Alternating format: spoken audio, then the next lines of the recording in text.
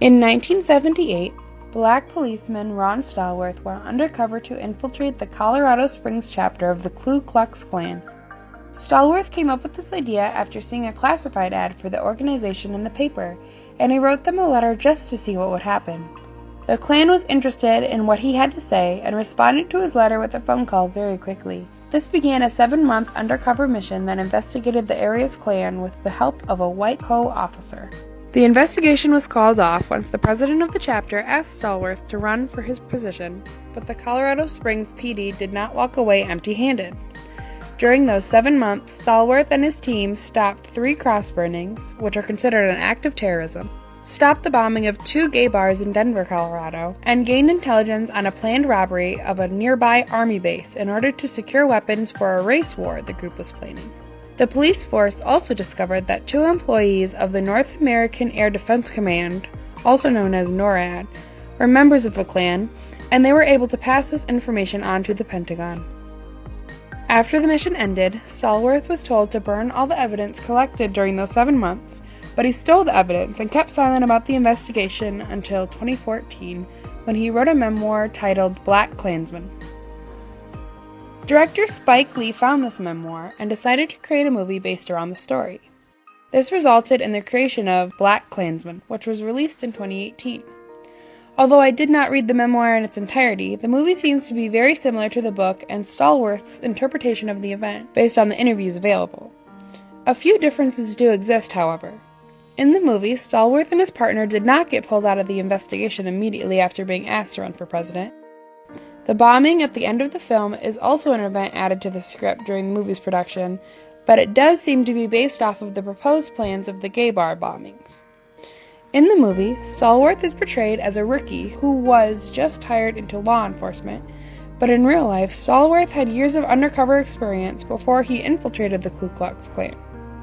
Finally, in the memoir and interviews, there is no mention of a romantic relationship, but I believe the director created this relationship as a kind of film tactic to make a point. Along with this romantic interest, director Spike Lee and producer Jordan Peele created this film with a very specific message in mind. Stallworth's love interest in the film and the life she encourages him to lead and explore provides a stark contrast to the investigation he is leading on the job.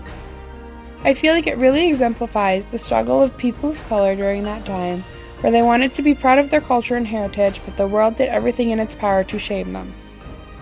Lee and Peele did a great job at keeping this film grounded in the 70s, but they were also able to tie in some more modern-day societal concerns. Throughout the film, the topics of police brutality and racism within the force were addressed, and both of these are still very recent concerns. Racism and ethnicity are topics discussed throughout this clash that connect to BlacKkKlansman very well.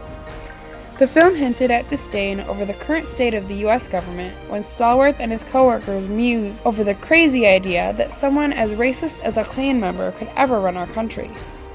At the end of the film, the creators also included a montage of videos and media taken during racism-fueled events, such as the Unite the Right White Nationalists rally in Charlottesville in 2017, and the cars that drove into Black Lives Matter protesters both at the Charlottesville rally and at the organization's own march in 2016.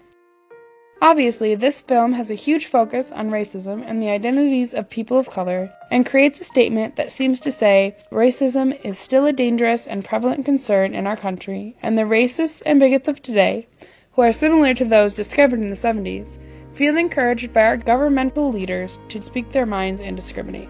Overall, BlacKkKlansman does a great job of portraying Ron Stallworth's 1978 undercover investigation truthfully, but the team behind the movie has also succeeded in inserting their own ideas on our government into the film. I highly recommend the film to others because it is both an incredibly interesting crime story and it connects events that happened way back in the 70s to circumstances we are witnessing today in 2019. If you are someone who does not mind movies that make political statements, then you should definitely give this one a watch. It may be intense, but the 2-hour and 16-minute runtime is well worth it.